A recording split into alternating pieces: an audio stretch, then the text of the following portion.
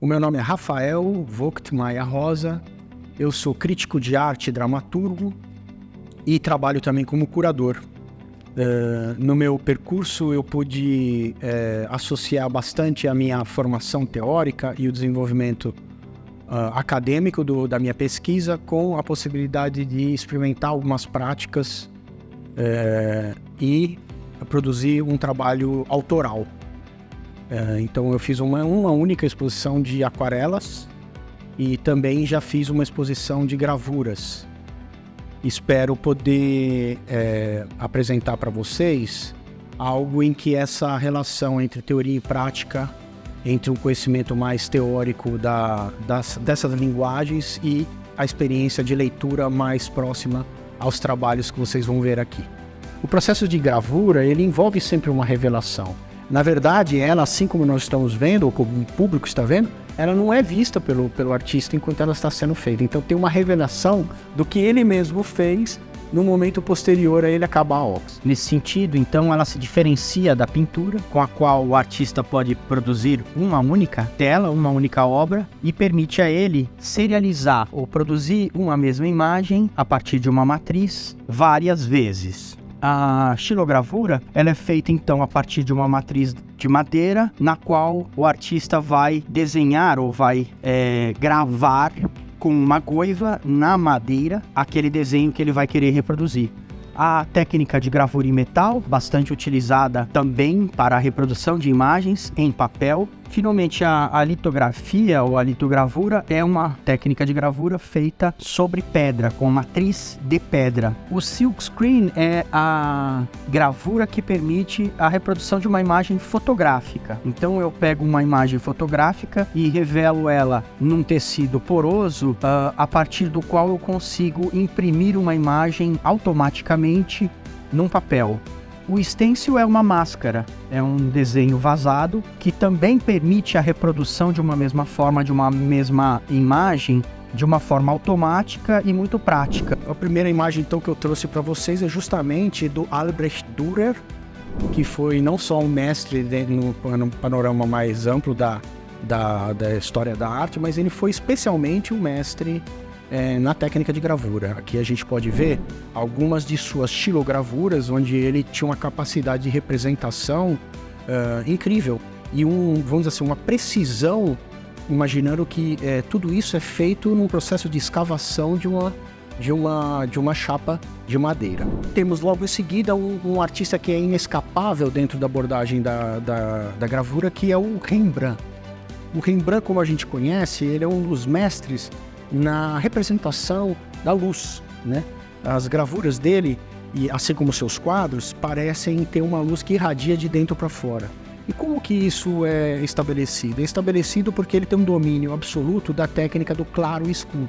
Então vocês podem ver que mesmo quando ele representa uma paisagem, essa representação ela se faz a partir de uma construção que o artista vai perfazendo a partir da luz, como se tivesse tangendo esses objetos, né? E pessoas. Aqui nós temos inclusive um close nessa imagem que é da coleção da Morgan Library em Nova York. Outro artista muito importante em termos assim de formação do próprio a ideia de realismo, né, na arte, e que teve uma produção muito específica em gravura é o Goya. O Goya fez algumas séries de gravura, Os Desastres de la Guerra, e aqui eu trouxe para vocês uns caprichos. Os caprichos são feitos, no mais das vezes, uma técnica de água forte que permitia, inclusive, que o artista fosse a campo e fizesse anotações de uma forma fora do estúdio, por exemplo, né? Aqui a gente vê também uma capacidade muito grande do artista em lidar com uma figuração que já vai se aproximando da caricatura, né? Quer dizer, ele não explora só o realismo, mas ele explora também como que esse realismo pode ser exacerbado, né? Experimentado em termos aqui que a gente vê de uma fábula, né? A gente vê um macaco tocando música para um burro, né? Então, essa autonomia também, essa fantasia que começa a aparecer a partir da gravura, né? A partir, vamos dizer assim, dessa técnica que revela algo que estava como que encoberto pela própria ausência da luz, né? Aí eu trago para vocês uma litografia, uma litogravura do Toulouse-Lautrec. E eu trago exatamente para vocês observarem que entre as gravuras do Goya e do Rembrandt e essa litogravura do Toulouse-Lautrec, as áreas de cores começam a aparecer de uma forma quase autônoma. E o trabalho, que é um pôster, né, confete, ele também tem um aspecto gráfico muito forte, quer dizer, um contraste muito grande entre o claro e o escuro, né, entre as zonas em que justamente o artista interferiu, né, e essas porções em que o artista não interferiu, que justamente vão aparecer na gravura como papel, né, não entintado. Outro artista que foi reconhecidamente, além de um grande pintor, um artista desbravador e que introduziu todo um vocabulário novo na história da arte moderna, né, mas que foi especialmente devoto da gravura, né, fez muitas séries encomendadas e comissionadas em gravura em metal, em lito, né? Aqui eu trouxe uma lito para vocês verem. Chama atenção para o seguinte fato: aqui, além do elemento do Toulouse-Lautrec de que os elementos cromáticos, as cores começam a se destacar, né? Você tem um elemento também da fantasia, do aspecto fantástico, que é o voo, né? Se alguém se perguntar como é que o Spielberg pensou, por exemplo, nessa figura desses grupo de garotos voando, né, com as suas bicicletas, aqui você vê que o Chagall, na década de 20, também estava pensando isso, né, essa coisa mágica que a arte produz, né, que é uma narrativa fantástica que ao mesmo tempo nos convence. Para assim fechar esse ciclo mais introdutório relacionado à história da arte e da passagem do que a gente conhece como realismo para o moderno, eu trago um alito do Picasso, um alito de 1927. E aqui, além do aspecto do alto contraste que eu mencionei, eu gostaria que vocês reparassem na planaridade da imagem que ele imprime, né? O instrumento musical, o busto, as toalhas, a mesa, a porta, a janela, todos os elementos coincidem, eles são construídos a partir da noção exatamente da linguagem que ele está se utilizando. E a linguagem eu posso garantir para vocês, a linguagem bidimensional, é a mesma da pintura. Entretanto, a linguagem bidimensional da pintura é reproduzida, quer dizer, produzida a partir de uma gravura, o que significa, mais uma vez, e a diferença básica seria essa, em princípio, que uma pintura, ela tem aquela pintura que está no museu unicamente, e uma gravura, no caso de um alito, você pode ter uma tiragem, né? Você tem justamente a possibilidade, como se fosse uma fotografia, de você tirar muitas cópias. Então, todas as gravuras que a gente está mostrando aqui tem uma tiragem, né? Ela tem uma tiragem, um limite de tiragem. Algumas são especialmente feitas pelo próprio artista, mas isso não é um pré-requisito. A gente não sabe se exatamente foi o Picasso que imprimiu essa imagem, que claro, foi ele que criou a imagem, mas não temos certeza se foi ele que imprimiu. Aí aqui eu queria mostrar que a gravura foi uma linguagem muito visada pelos surrealistas. No surrealismo é um movimento internacional de caráter mais figurativo do que abstrato, né? Quer dizer, o quadro do Picasso em relação a essa gravura da Maria Martins, em sequência, ele é mais abstrato, né? A gravura da Maria Martins traz de novo uma figuração, né? O que eu estou chamando a atenção nesse caso é o seguinte, que o desenvolvimento da arte moderna partiu de uma supressão, de uma superação, de uma elaboração da própria figuração, né? Para se chegar ao cubismo do Picasso, o que ele fez? Ele fez uma geometrização. Ele fez um processo de representação do real a partir de uma geometrização ideal, né? E aqui no surrealismo é quase como se a gente tivesse um passo para trás, talvez, né? Porque o surrealismo retoma a figuração. Mas ele retoma uma figuração diferente, né? Nós vemos assim, uma gravura em metal da Maria Martins e em sequência nós vemos outro artista que é um artista que pertence a essa estética, a esse ou pelo menos desenvolveu seu trabalho a partir do surrealismo, que é Louis Bourgeois. E aqui eu trago algumas litogravuras que fizeram parte da comunicação visual, dos pôsteres, inclusive a primeira delas era exatamente o pôster da edição de 1996 da Bienal de São Paulo. Então, é uma artista que através da gravura, ela começou também a povoar os museus, né, a criar uma presença nesses museus. Em São Paulo, nós temos um trabalho dela muito grande no MAN, né, que é a Aranha.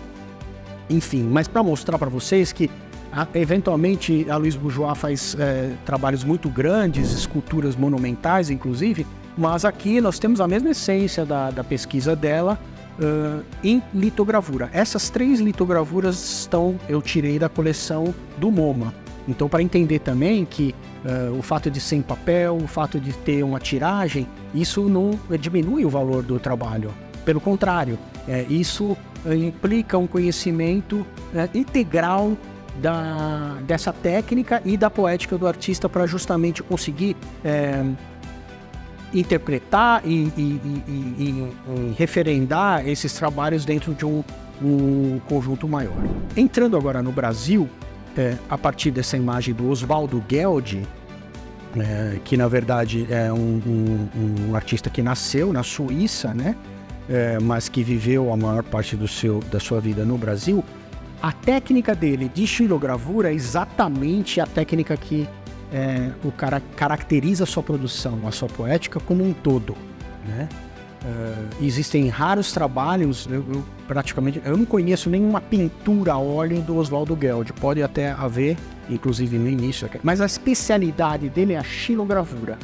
E vejam como o elemento da cor aí se sobressai, porque a gente pode pensar que ele está fazendo uma xilogravura, quer dizer, a matriz é madeira, mas ele entinta e faz impressões sucessivas e cria, então, zonas, elementos, figurações cromáticas. Aí sim vale uma nota, né, que a gente sabe que o Gueldi tirou muitas dessas gravuras, foi ele mesmo que imprimiu, quer dizer, ele gravou e imprimiu, entintou e imprimiu, mas muitas delas foram tiradas também por ajudantes ou pessoas, colaboradores, aprendizes que trabalharam com ele. Mas fica aqui uma missão muito forte para vocês imaginarem que esse artista ele é moderno, ele está no Brasil, ele faz parte então do modernismo brasileiro e ele está utilizando uma técnica que talvez seja essa técnica arcaica, imemorial, que remonta exatamente à utilização da madeira, né?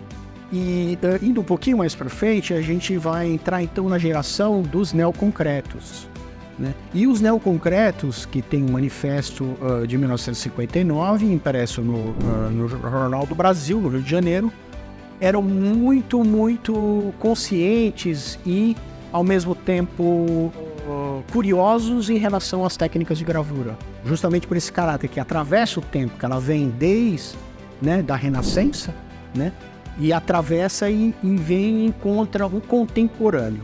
Aqui a gente tem uma escultura do Amílcar de Castro, que é uma escultura muito grande, inclusive tem o nome A Gigante, né? O Amílcar de Castro ficou muito conhecido por ter um repertório muito preciso da sua produção, que era o corte do aço cortem e a dobra. E ele foi quem diagramou esse manifesto neoconcreto do Jornal do Brasil, de modo que ele tinha um conhecimento muito específico e muito grande relacionado à própria impressão e à gravura, né? Eu trouxe para vocês aqui, por exemplo, essa série de capas que ele fez a partir de litos para os livros publicados do Franz Kafka, as traduções do Modesto Carone pela Companhia das Letras. Vejam que tem uma gestualidade e ao mesmo tempo tem a capacidade que o artista encontra através da gravura de multiplicar essa gestualidade. Quer dizer, todas essas capas são iguais.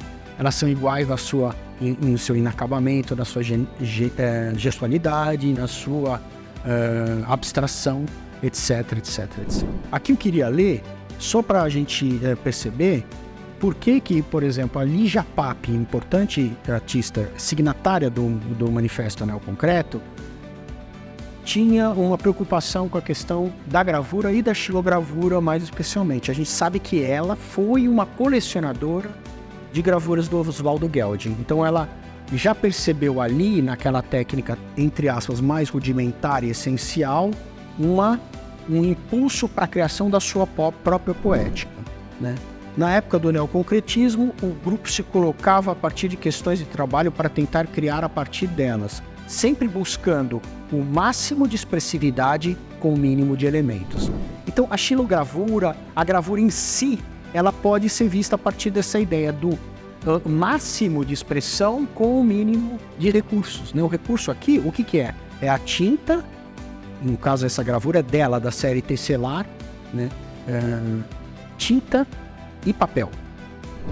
Então toda essa geometria, essas formas que ela cria internas se dão a partir da relação então da artista que vai experimentando, ao gravar a madeira, a própria emergência dessa textura da madeira no seu trabalho. Então tem uma troca com a natureza que só pode se dar, na verdade, na xilogravura. É importante notar que essas xilogravuras hoje em dia elas estão sendo expostas na Europa e nos Estados Unidos justamente porque parecem uma matriz quase que um novo começo para a ideia de moderno, né? É um moderno que incorpora o elemento arcaico, o elemento que a gente chama de congenial, né? Que diz respeito ao fato de que algumas técnicas e algumas inovações ocorridas na Europa no início do século já estavam dentro aqui do imaginário, já faziam parte da cultura do artista brasileiro que vivia aqui. E para mostrar então essa relação interna da obra, eu mostro o pavilhão que foi criado em Otim para um trabalho, já hoje em dia, talvez seja o trabalho mais conhecido dela, inclusive que tem agora uma tiragem, né, porque ele também tem uma tiragem, assim como uma gravura, que é o Teteia.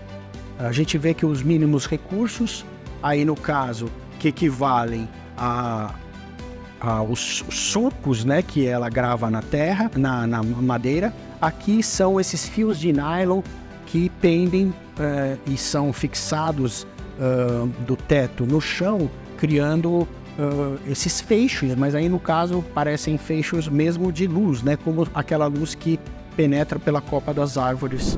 E ainda no contexto vamos dizer assim, da relação da arte brasileira com a arte internacional, gostaria de mencionar a nova figuração, ou pop brasileiro. Por quê?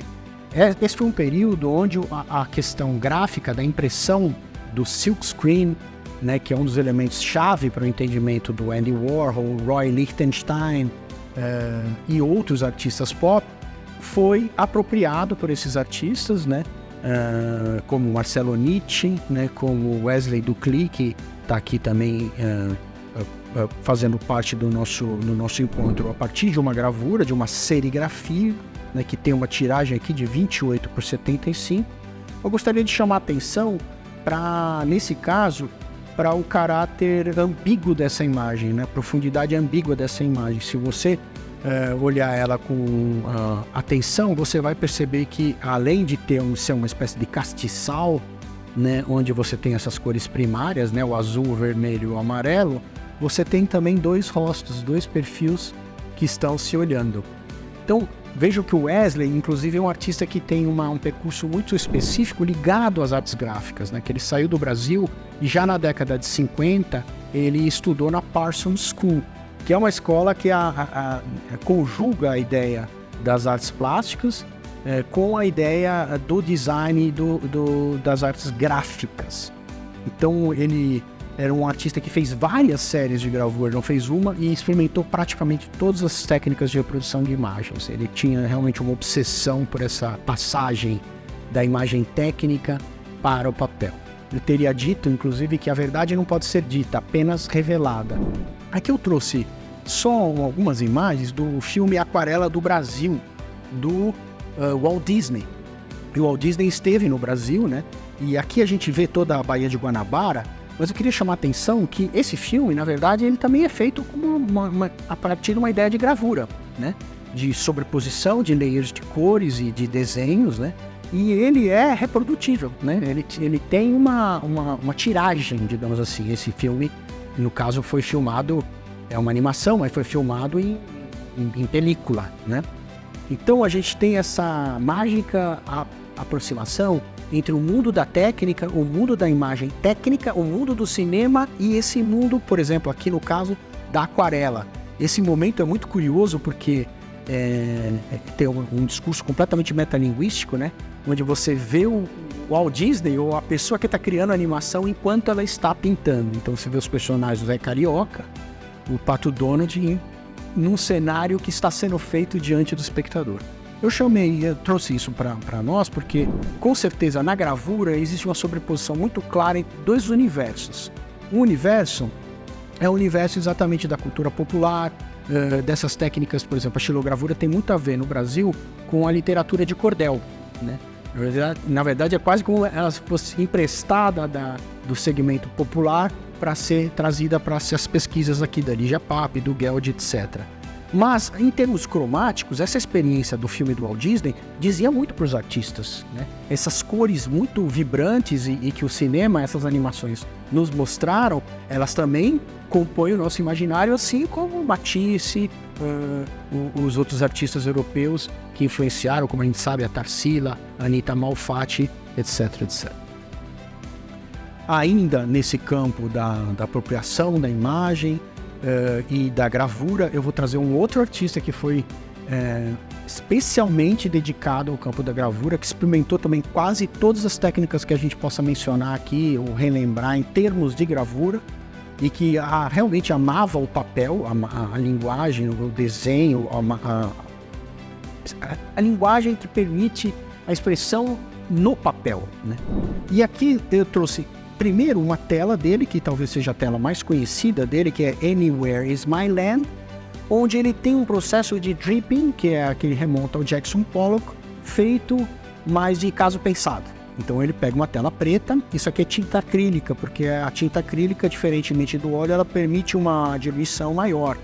E ele salpica, assim como você tempera, né? Salpica a tela com essa Via Láctea, né? Ele dizia, pintava as telas de preto e depois salpicava de branco numa experiência de, através da pintura, procurar a crítica pela representação da não representação. Vejam que isso que ele fez manualmente, né? Que foi ele fez, ele vai revisitar em várias gravuras e serigrafias feitas posteriormente, né? Serigrafias com, no caso, uma tiragem aqui, essa aqui é o número 47 de 100. Quer dizer, aquela pintura é única, mas essa daqui, ela é multiplicável, né? Então tem um processo metonímico, uma parte que fala do todo. E mostra exatamente isso. Por que ele gostava tanto das possibilidades da gravura? Exatamente por isso, porque existe uma crítica muito forte dentro da própria arte moderna, e foi uma crítica instaurada pelo Marcel Duchamp, que era uma desconfiança em relação à manualidade, aquele gesto característico do pintor. Aquela ideia de que esse artista tem mão para pintar. Vejam que aqui não tem nenhum elemento gestual, não tem nenhum elemento estilístico. A arte aparece como coisa mentale. E a gravura é um campo ótimo para isso, porque na gravura você apresenta um campo de jogo, e aí você joga aquele jogo de acordo com determinadas regras. É quase que você não precisasse usar a sua mão para produzir isso, vocês entendem? Tem uma técnica automática. Isso é muito conhecido como automatismo. Aqui eu vou chamar a atenção, eu trouxe essa outra gravura do Antônio Dias pelo seguinte: essa gravura era a mesma gravura que ele utilizou para fazer o pôster de convite da exposição que ele fez na Galeria Luiz Strina. Então, tem também uma ideia, que eu acho que é justamente a ideia do Ricardo aqui, nesse site, nesse canal, que é de popularizar, quer dizer, você aumenta a possibilidade de que esse trabalho do Antônio Dias esteja presente dentro do circuito, dentro das coleções, dentro dos roteiros museológicos e institucionais. Quer dizer, ela tanto existia como uma peça dentro da exposição, como ela existia como pôster. Exatamente a mesma, né? Se eu for tirar uma foto para vocês, vocês não vão conseguir ver a diferença. E ainda, sobre a serigrafia, uma série polêmica do Cláudio Tosi. O Cláudio Tosi é um dos maiores nomes da nova figuração no Brasil. E ele fez uma série a partir de 1979 chamada Papagalia, onde ele queria fazer, segundo ele mesmo, uma homenagem à fauna brasileira, né? As pessoas viram isso como uma coisa um pouco kitsch, né? E teve em algum momento onde essas araras estavam presentes em todos os consultórios psicanalíticos, todos os halls de prédios, quase como se fosse uma coisa assim de menos valor. A gente vendo retrospectivamente, a gente vê todo o valor dessa série, né? Vejam que a questão gráfica atinge aqui um ponto de excelência, né? O Tosi tinha uma espécie de pontilhismo muito característico, onde ele criava essas pinturas, essas figuras que são gráficas e ao mesmo tempo são manuais, né? Elas são pensadas e construídas por ele manualmente. Quem quiser entender melhor essa relação, basta comparar essa litogravura aqui, que é o exemplar 14 de 50, com as pinturas em acrílica que são das coleções do MAN e de vários outros museus dessa mesma série. Então, veja que para o artista não existia, vamos dizer assim, um processo de rebaixamento quando ele usava a gravura em relação à pintura. Era tudo a mesma série, tudo o mesmo pensamento. E para terminar essa nossa introdução, eu gostaria de chamar a atenção para um artista que fez um percurso no qual a gravura foi um elemento essencial para ela entender qual que seria a sua poética. Era uma pintora que apareceu na década de 80, na chamada Volta da Pintura, com outros artistas como Leda Catunda, Leonilson, Sérgio Romagnolo, entre muitos outros. Mas depois de expor algumas vezes em galerias comerciais, por exemplo, na própria Galeria Luiz Strina, com sucesso, vendendo as suas telas, suas pinturas, ela começou a achar que aquilo era um universo fechado demais, um universo exclusivo demais, impenetrável, né? E aí ela foi fazer uma residência nos Estados Unidos, na Pensilvânia, e fez toda uma série de gravuras, no caso essa daqui que a gente está vendo. Ela é uma serigrafia com xilogravura em cores, quer dizer, é uma composição de duas técnicas de gravura, né? Essa peça faz parte da coleção do MAN de São Paulo, e ela tem um nome muito curioso, que é da série Ad Reinhardt, né? O Ad Reinhardt é um artista já da geração que a gente considera posterior a essa geração do expressionismo abstrato, que entrou numa espécie de minimalismo, numa serialidade. As últimas pinturas dele são todas negras. Veja que aqui ela faz uma espécie de brincadeira, porque ela usa o cor de rosa, o pink e o laranja, que são cores contrárias ao repertório do Ad Reinhardt. Então tem uma coisa interessante também na gravura, que é o comentário em relação ao cânone, né? A gravura permite ao artista introduzir uma nova cor no esquema já estabelecido. Ou também fazer uma crítica, né? É quase como se ela se apropriasse desse elemento de uma cultura hegemônica, uma cultura que a cultura, no caso, a cultura norte-americana, que ainda hoje vamos dizer assim, dominante nesse campo museológico, no campo institucional, né? E ela traz isso para o quê? Para o elemento popular. Ela quase como ela devolve isso para o segmento da cultura popular. Como ela faz isso? Primeiro, ela se muda definitivamente para o Jardim Miriam e funda lá um centro onde a gravura, ela chama atenção, né? Que ela ensina ela dissemina o método de stencil. Stencil é uma gravura. O stencil, que é utilizado também no grafite, nas ruas, ele é algo que permite a produção de uma imagem a partir de uma espécie de gravura, porque ele já tem imagem pronta, né? Lembrando que essa foi a matriz que o Andy Warhol utilizou e que os pops utilizaram. O stencil é largamente utilizado a partir da pop art e na nova figuração brasileira. E, fazendo isso, ela inicia um trabalho que ela chama de brodagem, quer dizer, Mônica na dor e brodagem, que são as pessoas que convivem com ela e que vão aprendendo essa técnica de silkscreen e, a partir da técnica de silkscreen, desenhando seus próprios padrões, seus próprios desenhos, imaginações, etc, etc. Aqui a gente vê uma exposição que ela teve muito grande, ela é uma artista muito premiada e e festejada, né? Mas aqui ela expondo dentro do pavilhão da Bienal. Outra coisa que a gente vê é que essa técnica de gravura rudimentar, né, permitiu que ela ocupasse paredes e porções muito grandes do prédio da Bienal. Eu trago aqui uma litogravura do Tunga, né? O Tunga é um artista que produziu, pelo que se sabe aí, cerca de 7.000 obras. Ele fez grandes instalações, grandes pavilhões de Inhotim, como o Truruge, a Galeria Psicoativa, que hoje em dia... E ele foi o primeiro artista contemporâneo a expor no Louvre, né? Em Paris, nas pirâmides do Louvre. Mas ele tinha uma pesquisa muito profundamente ligada ao papel, ao desenho e à gravura, e os processos automáticos e ao desenho automático que ele aprendeu na formação dele em Paris e também aqui no Brasil. Por coincidência, aqui na nossa apresentação, o artista que vem depois dele é o Milton da Costa, que era um artista muito citado pelo Tunga, inclusive, porque foi um artista que conseguiu conjugar, como poucos, o abstracionismo com o figurativismo. E essa gravura dele aqui é um bom exemplo disso, né?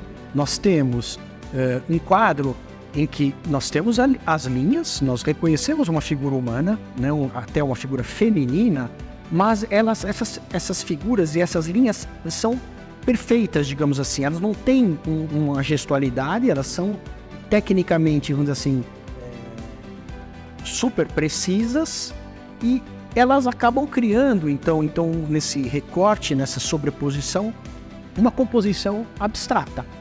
Esse equilíbrio é muito, vamos dizer assim, característico desse autor, né?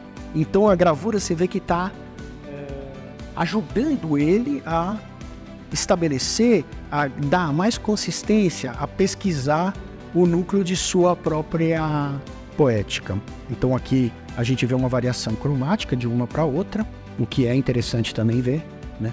Você vendo uma individualmente, você não consegue entender, por exemplo, a sutileza de tons aí no caso que ele está utilizando. Bom, aqui nós temos uma gravura do Glauco Rodrigues, na verdade uma serigrafia também, né? Mostra também uma sobreposição interessante, né? Ao fundo nós temos uma arquitetura mais europeia, né? Uma arquitetura que a gente reconhece como aquela arquitetura que foi implementada no Brasil pelos franceses, pelos portugueses, etc. E no primeiro plano você tem essas figuras que justamente não fazem parte ou não estão alinhadas. Parece que são dois mundos, né, que estão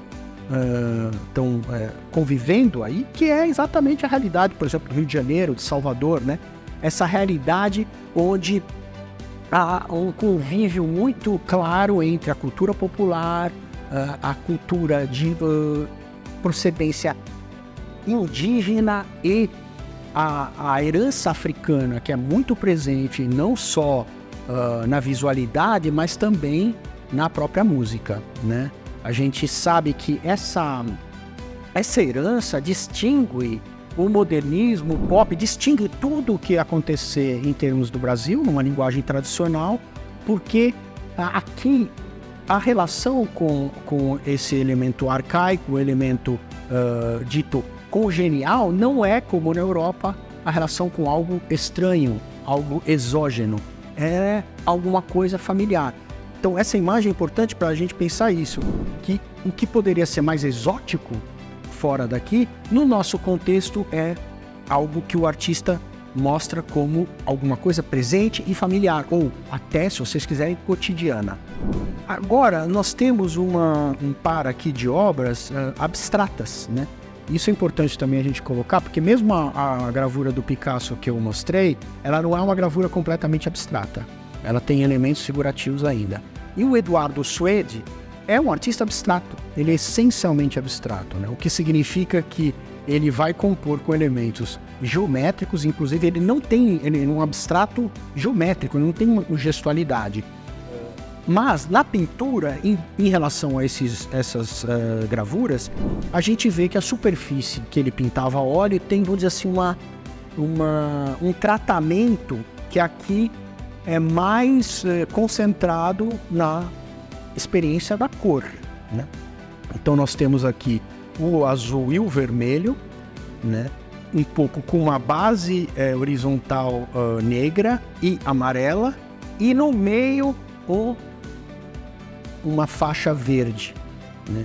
A gente lembra o quê? A gente lembra um pouco do neoplasticismo do Mondrian, ou do suprematismo do Kazimir Malevich, mas no caso estamos diante de um artista brasileiro, e eu diria que esse trabalho, ele concentra assim, o ponto mais alto da sua poética. Ele tem todos os elementos mais característicos de um Suede do melhor nível que a gente pode conhecer, né? Comentando outra coisa também que é importante, que é a consistência que o Suede tem pela, vamos dizer assim, não é repetição, né, mas pela insistência nesses elementos. Ele se torna um mestre absoluto dessas composições. E quando se trata de gravura, é quase como se ele fosse ainda mais senhor do processo, né? Porque ele não está pintando diretamente, mas ele está, como eu disse anteriormente, ele está tendo que prever um campo de jogo onde ele vai dispor esses elementos e, depois da impressão, ser talvez a primeira pessoa a ver, né? Assim como o fotógrafo que revela uma foto. Isso a gente não conhece mais, porque as fotos são digitais, mas esse processo seria o equivalente a um processo de revelação de uma foto analógica.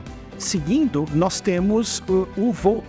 E eu acho que o Volpi, talvez aqui, nesse caso das obras abstratas em gravura, e é uma serigrafia, significa que tem uma tiragem grande, né? Que pode ter uma tiragem grande, mas que traz, se você observar bem, todos os elementos mais característicos, mais uma vez, da técnica que fez do Volpi um dos nossos mais importantes artistas do modernismo, né? Que é o afresco, né? O afresco e a têmpera. O Volpi pintou muitas paredes com a técnica do afresco. Ele era de origem italiana e conhecia profundamente, por exemplo, os afrescos do Giotto, né? E de outros, mas aqui ele traz exatamente essa técnica europeia consagrada, né, tradicional do cânone para o popular, né? Aqui a gente vê as famosas bandeirinhas de São João, né, que são talvez a sua marca registrada, e no preenchimento dessas bandeirinhas a gente vê a gestualidade. Aí sim, o Volpi tem muito a questão da pincelada, porque a têmpera, que era uma técnica muito utilizada por ele, é uma técnica em que o pigmento ele tá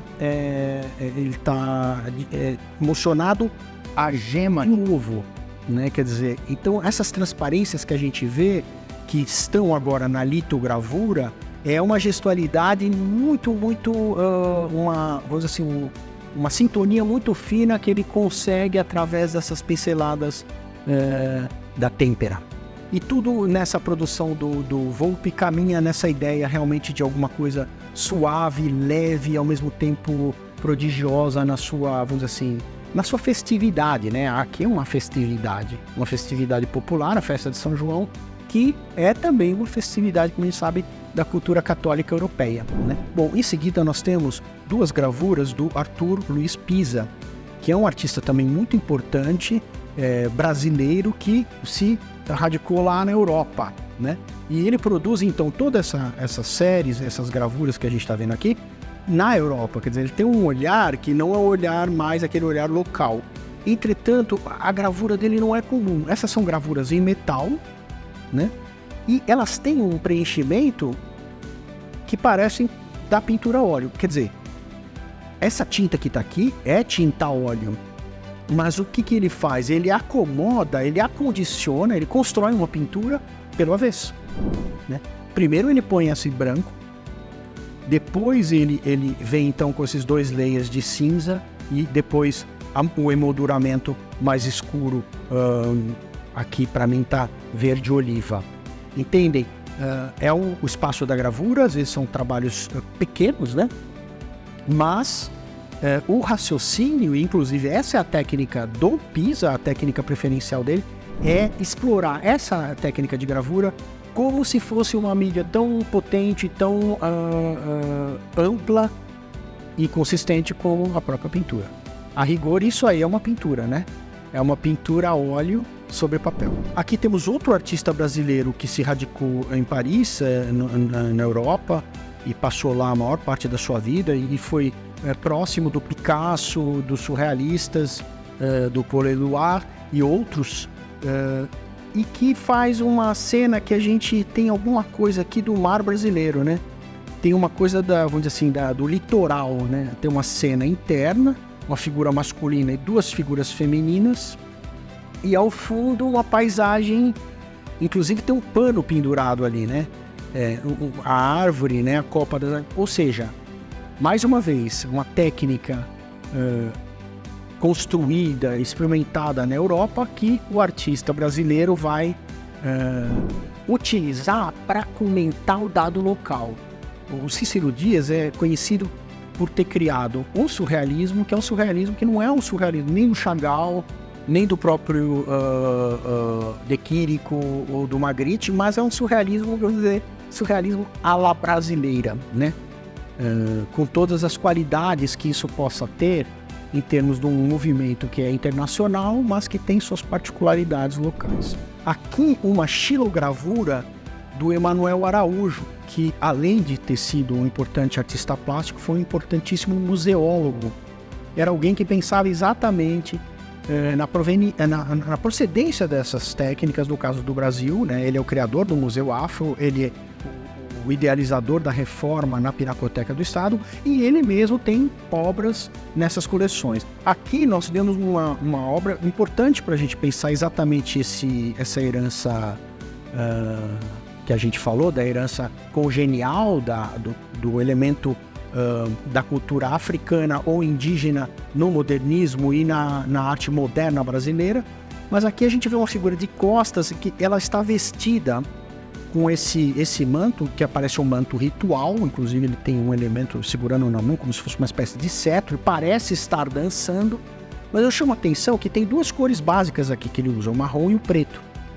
E há uma exploração, mais uma vez que nem no caso da Ligia Pape, da coincidência entre o grafismo que o Emanuel Araújo experimenta e os sulcos, as fibras da madeira que está na matriz da xilô dele. Então, é como se é um manto vegetal que é representado na gravura a partir de uma matriz também vegetal. Aqui dois trabalhos incríveis desse artista, que ele é um artista, um avis rara, um artista comum. Ele tem uma trajetória muito independente, não se filia a nenhuma escola que a gente possa determinar, mas é um artista, como a gente pode ver nesses dois trabalhos incríveis, essencialmente figurativo e ao mesmo tempo debitário do surrealismo. Tem alguma coisa que é reconhecível aqui, é veríssimo, a gente vê uma figura com o terno, com a gravata, e vê um desenho que essa figura supostamente está fazendo sobre uma mesa, né? Mas vejam que o rosto, tanto da figura quanto da figura desenhada e retratada, tem uma espécie de distorção, uma escatologia, né? E é curioso porque parece que uma figura antecede a outra, no sentido de que essa segunda figura, ela já é uma síntese do abstrato configurativo. Ela tem na configuração do rosto toda uma abstração livre, onírica, né? Roberto Magalhães foi um artista muito festejado, por exemplo, por artistas como Tunga, né, que viam nesse artista uma independência que outros artistas não tinham. Ele não estava seguindo nenhum tipo de manifesto, o manifesto neoconcreto, apesar de ser um artista muito associado à década de 60, mas ele consegue essa liberdade. Às vezes esse trabalho a gente poderia encontrar impresso no jornal, né? Poderia encontrar como uma ilustração, né? Então eu acho um trabalho muito... e metalinguístico, né? Porque é um trabalho que fala sobre o procedimento da gravura, da reprodução, e fala sobre a criação, o momento da criação, né? A gente está vendo aqui uma figura que está criando um trabalho. E aqui um trabalho, eu acho muito especial nesse conjunto que está sendo apresentado pela Arvi, que é um trabalho, uma Merlin, do Maurício Nogueira Lima. O Maurício Nogueira Lima é um artista da nova figuração, ou seja, uma geração de artistas brasileiros que absorveram o pop a partir de uma visada crítica. Qual que é a visada crítica aqui? Não sei. Uma coisa que a gente pode pensar é que o trabalho é impresso em verde. E que as cores mais histriônicas do Warhol, que está logo em seguida, vamos dizer assim, a outra abordagem, e anterior no caso, né? Porque aqui nós temos uma série de 69 a 74 e o quadro do Warhol foi feito em 1962. Mas vejam que a técnica não só é a mesma, porque ele pega uma matriz fotográfica e cria um silk screen, né, para essa gravura, ou ele imprime a partir desse stencil, mas também a figura da Marilyn, a figura emblemática da Marilyn, né, quase como se fosse uma Marilyn, entre aspas, tropical, né. Vejam que a Marilyn conhecida, esse quadro aqui é do MoMA, ela tem esse elemento que é a estrutura fotográfica, a estrutura do stencil, que normalmente é em tinta preta, e que é feita como uma fotografia. Se você for ver o Warhol criando esse silk screen, é um gesto automático, porque a imagem já vem pronta. Mas aí, quando entra a camada das cores, a gente vê o que a gente diz assim, o elemento crítico do trabalho, que parece que há um certo desajuste, parece que ela está preenchendo, mas não está preenchendo da forma que a gente imaginava que deveria preencher. Então ela cria, ao mesmo tempo que uma imagem que é pop, que é uma apropriação, algo pronto, essa imagem poderia estar impressa no jornal, poderia ser um fotograma do filme da Marilyn.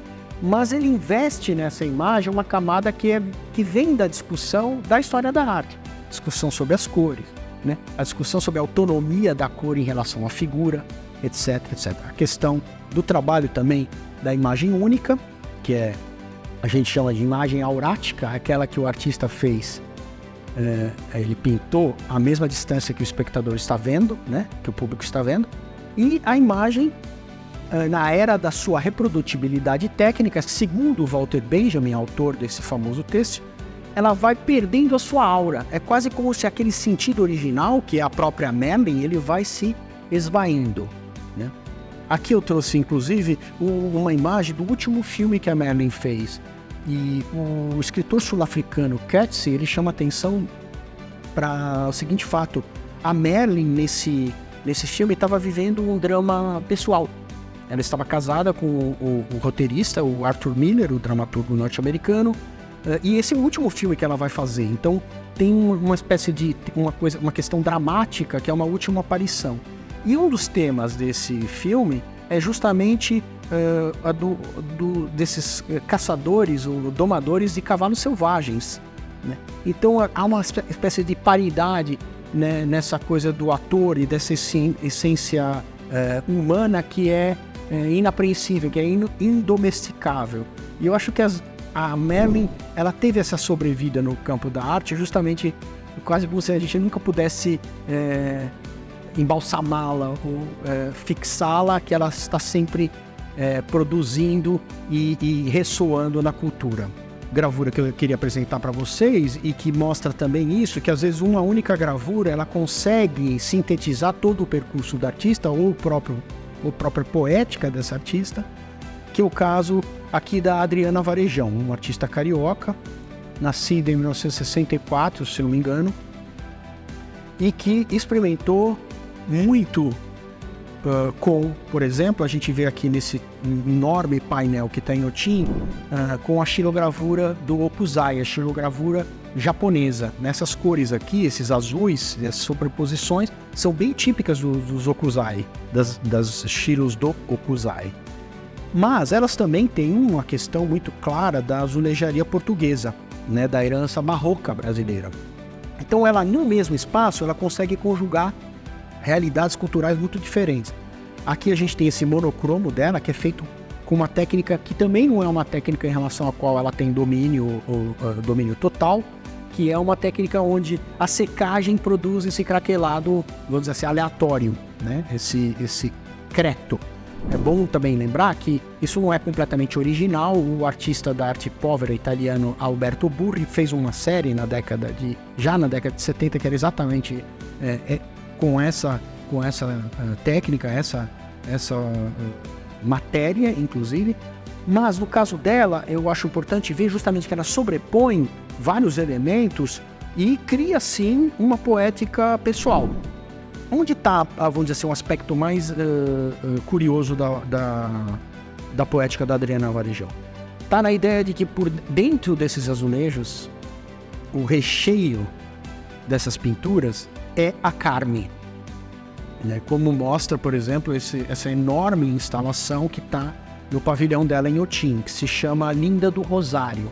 Então esses escombros, essas ruínas, são ruínas, quer dizer, são ruínas feitas como se fossem carnadas, como se fossem de carne, como se fossem orgânicas. E inclusive há uma menção, aqui inclusive é uma tragédia carioca, que é um hotel que se chama Linda do Rosário, que desaba.